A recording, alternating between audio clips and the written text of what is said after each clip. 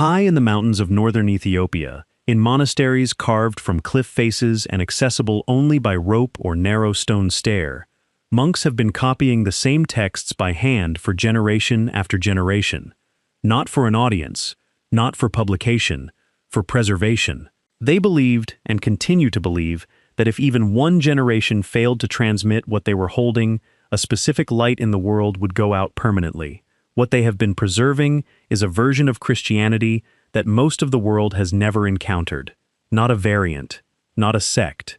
An independent tradition that predates the institutional standardization of Western Christianity by several centuries, written in one of the oldest living languages on earth, and containing books that the Council of Nicaea in 325 AD either did not consider or actively chose not to include in what became the standard biblical canon. The Ethiopian Orthodox Tewahedo Church has maintained a sacred text collection of 81 books.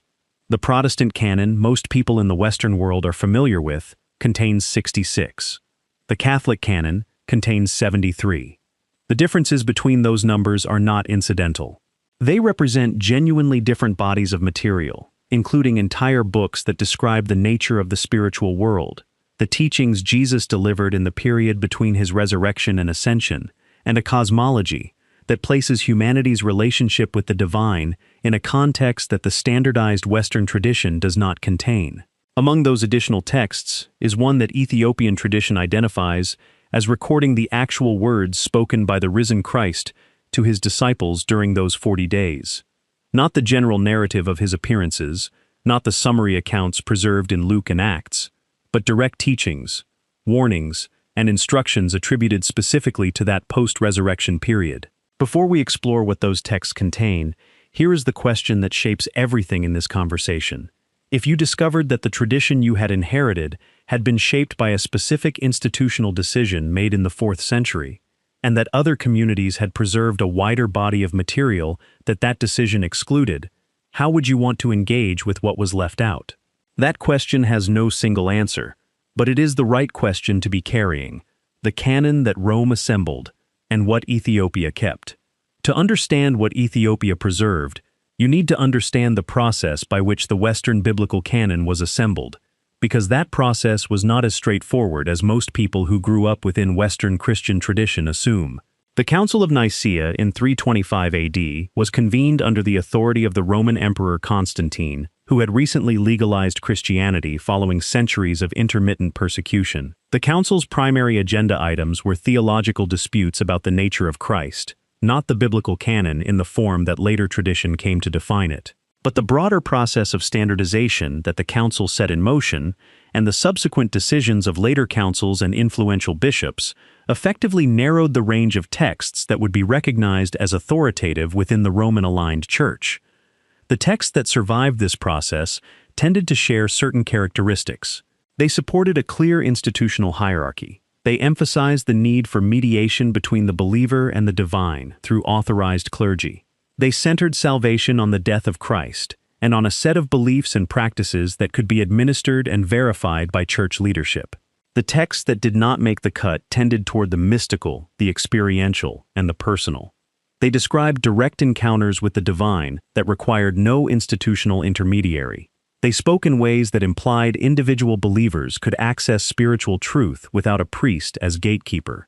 Ethiopia never attended the Council of Nicaea. The country had received Christianity several decades earlier, through a different route that did not pass through Roman institutional channels. When the council met and the standardization process unfolded, Ethiopia's church continued developing along its own trajectory. It preserved the Book of Enoch, which had been widely circulated among early Christian communities and is quoted in the New Testament's letter of Jude. It preserved the Book of Jubilees, which provides detailed cosmological and historical material that the Western canon does not contain. It preserved the Didaskalia, a practical guide to communal Christian living, and it preserved a text known as the Book of the Covenant, which Ethiopian tradition identifies as containing the post-resurrection teachings of Christ. When French ethnologist and manuscript scholar Jacques Mercier authenticated the Garima Gospels in the late 1990s, radiocarbon dating placed their origin between 330 and 650 AD, making them among the oldest illustrated Christian manuscripts ever recovered anywhere in the world. The Garima Gospels were not copies of later European manuscripts. They were independent documents produced within the Ethiopian tradition during the same period that Western Christianity was being formally organized. The antiquity of the Ethiopian textual tradition is not a matter of theological debate. It is a matter of carbon dating. The question is not whether Ethiopia's tradition is old. It demonstrably is. The question is what that tradition contains that the Western tradition does not, and what that difference means for our understanding of the range of early Christian thought. What the Book of the Covenant records Ethiopian tradition presents. The Book of the Covenant as documenting specific teachings delivered by the risen Christ during the 40 days between the resurrection and the ascension. The canonical gospel accounts treat this period briefly. Luke, the primary source for this interval, covers it in a handful of verses. Jesus appeared, gave instructions about waiting in Jerusalem, led the disciples to Bethany, blessed them, and ascended. 40 days compressed into a transitional narrative of a few sentences. The Book of the Covenant, in Ethiopian tradition, is what filled that interval. It presents direct teachings rather than narrative summary, and the content of those teachings is markedly different in emphasis from what the Western canonical tradition preserved. One of the most consistently cited passages describes Jesus addressing the question of where God is actually located. The teaching attributed to him in this text is that the true dwelling place of the divine is not a building of stone or a site of pilgrimage, but the interior life of the human person. The phrase that Ethiopian scholars have translated and preserved states that every heart that genuinely loves is a sanctuary, and every act of authentic kindness is a prayer made physical. This teaching explicitly redirects the search for the divine away from external institutions and toward internal transformation. The institutional implication of this teaching, if taken seriously, is significant. A religion organized around the premise that the divine is accessible within every person, requiring no external authorization or mediated access, creates a very different structure of authority than one organized around the premise that the divine is accessible primarily through specific institutional channels. One can generate institutional power and require institutional obedience. The other cannot. There is also a passage in the Ethiopian texts that reads, to contemporary readers, as prophetically accurate to the history of institutional Christianity. It records Jesus' warning that in future generations people would proclaim his name publicly, while the internal condition of their lives remained unchanged. They would construct large and impressive religious buildings while losing contact with the simplicity of the teaching. He is recorded as saying that his actual presence would be found not in the centers of institutional religious power, but among people the powerful had chosen to discard, the forgotten, the imprisoned, the poor, the ones that the structures of organized society had determined were not worth protecting. Whether you approach that as a literal prophetic record or as the preserved wisdom of an early Christian community reflecting on what had already happened to the tradition in their own time, the content is striking in how specifically it describes patterns that the history of Christianity has actually produced. How does that passage land for you? Does it read as genuine prophecy, or as the reflection of people who had already watched something go wrong? The fire that burns without destroying. Among the prophetic material in the Ethiopian texts, one image recurs with particular frequency: fire. Not the conventional eschatological fire of destruction and punishment, but a fire defined by its specific function. This fire, in the Ethiopian tradition, burns away whatever is false in a person rather than burning the person.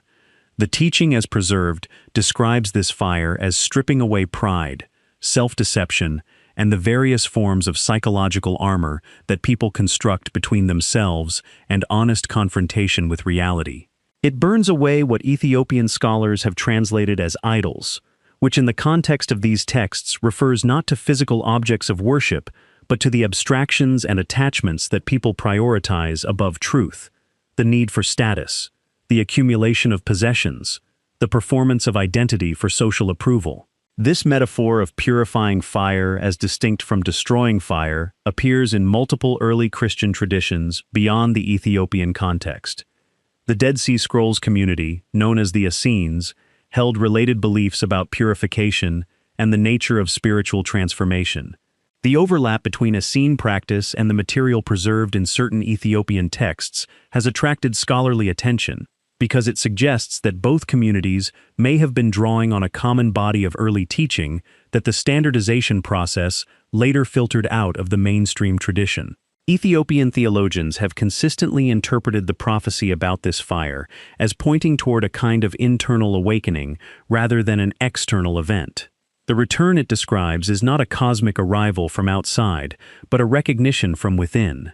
The reactivation of something that was present in human nature all along, but had been obscured by the accumulation of false priorities. In a period when institutional religious authority is declining across most of the Western world, when survey data consistently shows erosion of formal religious affiliation across multiple generations, and when a significant portion of people who identify as spiritual but not religious describe feeling that organized religion failed to deliver what it claimed to offer, that reading of the prophetic material in the Ethiopian texts lands differently than it might have in an earlier era. Here is something worth pausing on. If the tradition you had always been given had emphasized institutional authority and mediated access to the divine, and you encountered texts that described a version of the same tradition which centered interior transformation and direct access, which would you find more credible as a description of what the original teaching was actually trying to accomplish? The Gospel of Peace and the Alternative Narrative. The most theologically challenging material in the Ethiopian textual tradition, for anyone formed in Western Christian assumptions, is what some scholars refer to as the Gospel of Peace tradition, a strand of teaching that presents a substantially different account of the final period of Jesus' public life. Ethiopian tradition has preserved texts that, rather than centering the narrative on crucifixion, present an account in which Jesus withdrew from public confrontation with the authorities and continued teaching his disciples in more private contexts. In these texts, he is recorded as speaking about healing, about the relationship between the human body and the natural world, about purity practices involving fasting and ritual water immersion, and about the nature of what he called the angels of earth, air, and water, as aspects of a living creation in which the divine is immanent rather than transcendent. The teaching in these texts refers to the earth as a living system with a sacred character rather than as raw material for human use.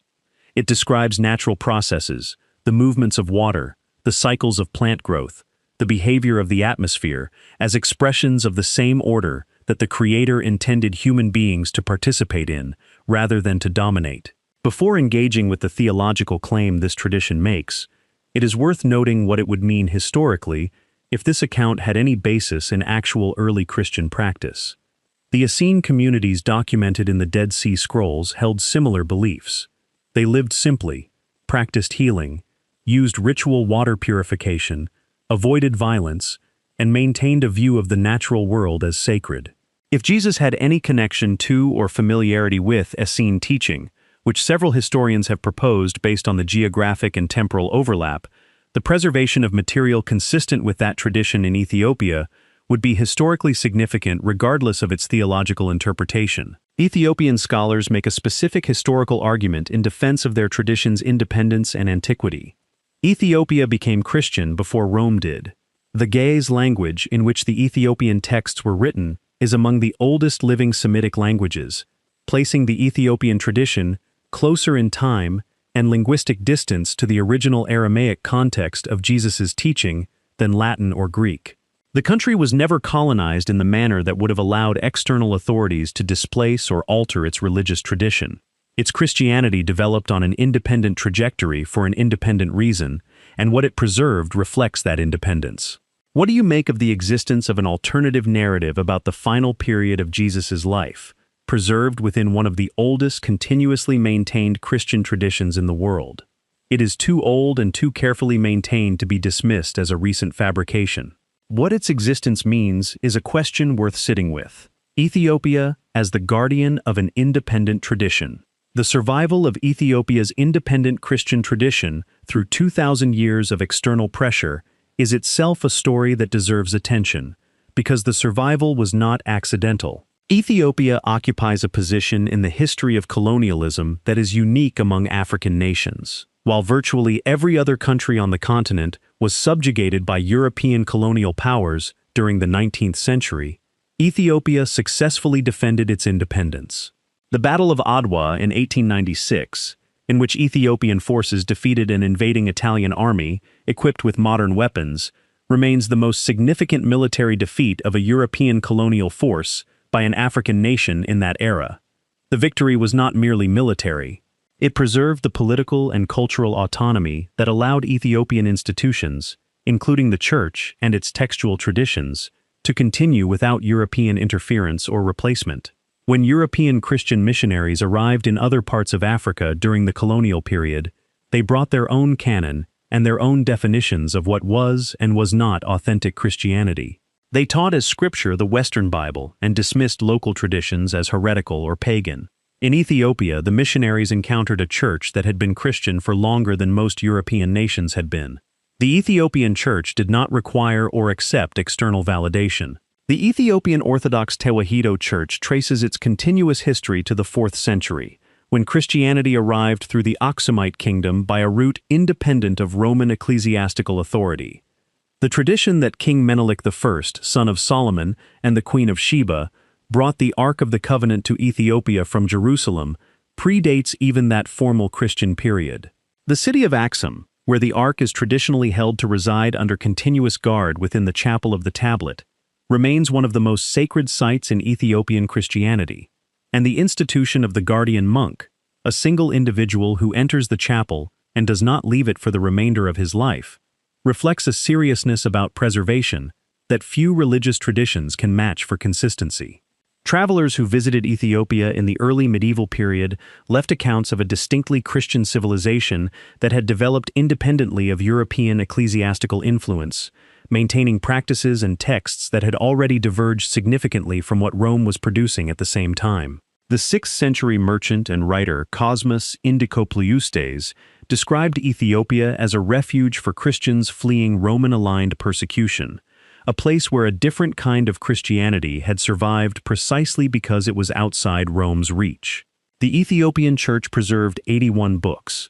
Among the 22 that the Western tradition excluded are the Book of Enoch, which was widely read in early Christian communities, was quoted by early church fathers, and appears in the canonical New Testament's Letter of Jude, the Book of Jubilees, which presents a detailed alternative chronology of creation and early human history, the Didaskalia, which contains practical teaching on community organization and ethical conduct, and the Book of the Covenant, which Ethiopian tradition identifies as the post-resurrection teaching record.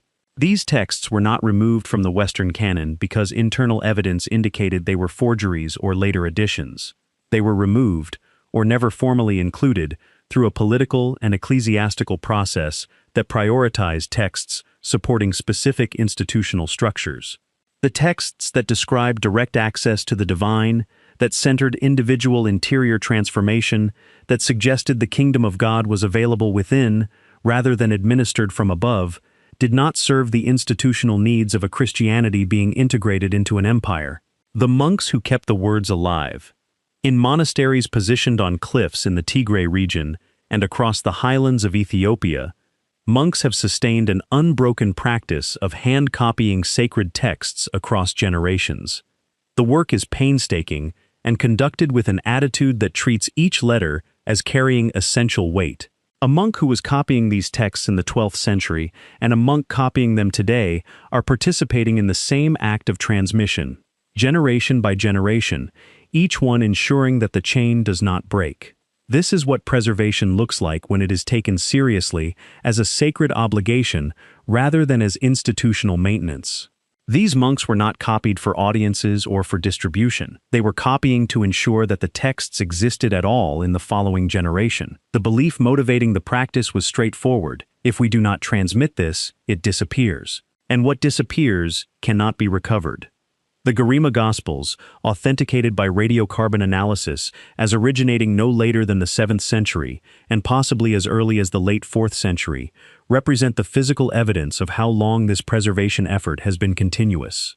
They are not medieval reconstructions or later copies of copies. They are original documents from a period of early Christianity before the tradition had been fully standardized globally, written in a language that connects them directly to the Semitic world from which Christianity emerged. For anyone engaged with questions about what early Christianity actually taught, what range of beliefs and practices it encompassed before institutional consolidation, and what might have been lost or narrowed in the process of that consolidation.